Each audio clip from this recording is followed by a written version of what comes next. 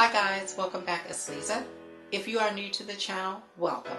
Today I've got another super simple glam DIY for us. We're going to be making a pair of easy, elegant candle holders. So what you're going to need, you will need some of this gold bling wrap. It is from Totally Dazzled. Totally Dazzled is an online retailer of event decor, wedding decor, and so much more. I will have Totally Dazzled's information along with my custom affiliate links in the description box below for you guys to check them out.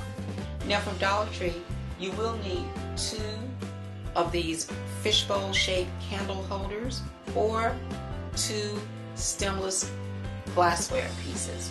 They can be either from Dollar Tree or they can be thrifted. Now you're also going to need 1 pack of the round tea light holders, and you'll also need some little glass ramekins. I picked these glass ramekins up at a thrifted source. Now, I'm going to be using both hot glue and tacky glue on this project, but if you like to make any of the components permanent, please use something like E6000 or an epoxy bond, and that will help to make it permanent. These are the items that we'll need in order to complete this beautiful project. If I decide to use additional items or even alternate items, I will list those in the description box below for you as well. Let's get started.